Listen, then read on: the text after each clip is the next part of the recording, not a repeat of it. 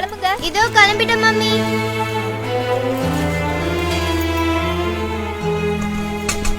சீக்கிரம் கிளம்ப மாட்டீங்களா?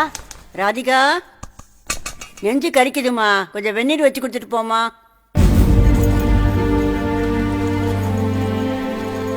ஏய், என்ன கோபம்? சுடு தண்ணி தானே, அத கூட அவங்களால வச்சுக்க முடியாது. ஏய், என்ன பேசுற நீ? அவங்களால எந்திரிச்சு நடக்க முடிஞ்சா அவங்களே சமைச்சுக்க மாட்டாங்களா? அதான் பிரச்சனையே. இந்த வீட்ல நமக்கு ஒரு சமையல், அவங்களுக்கு ஒரு சமையல், டெய்லி 2 சமையல் செய்ய வேண்டியதா இருக்கு. இதுல உப்பு காரம் ஆகாது, அல்சர் வேற. ஆபீஸ்க்கு போயிட்டு வந்தா எங்கேயாவது நிம்மதியா கொஞ்ச நேரம் உட்கார முடியுதா? திரும்ப நைட்டுக்கு 2 சமையல் செய்ய வேண்டியதா இருக்கு. என்னைக்காவது ஒரு நாள் நிம்மதியா நைட்டு தூங்கிருக்கேனா? நைட்டான குரல் கொடுப்பாங்க, நடு ராத்திரியில பாத்ரூம்க்கு கூட்டிட்டு போன்னு. நான் என்ன மனுஷன் இல்ல மாடா? ஒண்ணு இந்த வீட்ல உங்க அம்மா இருக்கணும், இல்ல நான் இருக்கணும். என்னைக்குள்ள ஒரு நல்ல முடிவெடுங்க.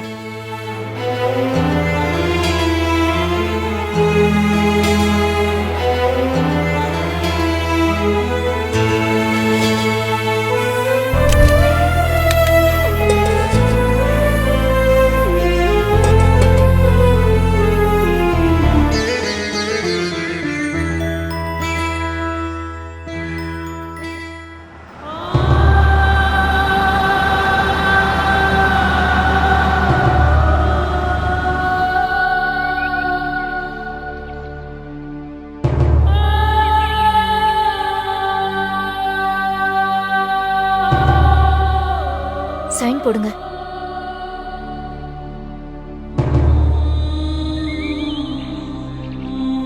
அம்மா, நீ ஒன்றும் கவலைப்படாதம்மா. நம்ம வீடு மாதிரியே இங்கேயும் எல்லா வசதியும் இருக்கும்மா. நம்ம வீட்டில் தான் நீ தனியாக இருந்த. இங்கே உனக்கு பேச்சு துணைக்கு நிறைய பேர் இருக்காங்கம்மா. இங்கே உனக்கேற்ற மாதிரி சமைச்சு போடுவாங்கம்மா. கூப்பிட்ட குரலுக்கு ஒன்று பாத்ரூம்க்கு கூட்டிகிட்டு போவாங்கம்மா.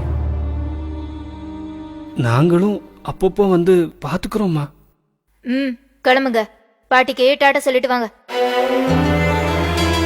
சீக்கிரம் வாங்க.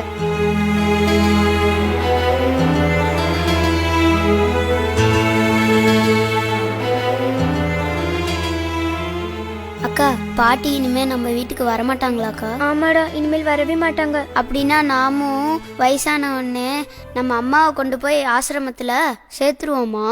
நீ சொல்றது சரிதான்டா. வயசாயிடுச்சுன்னா கொண்டு போய் சேர்த்துட வேண்டியதுதான். சரிக்கா.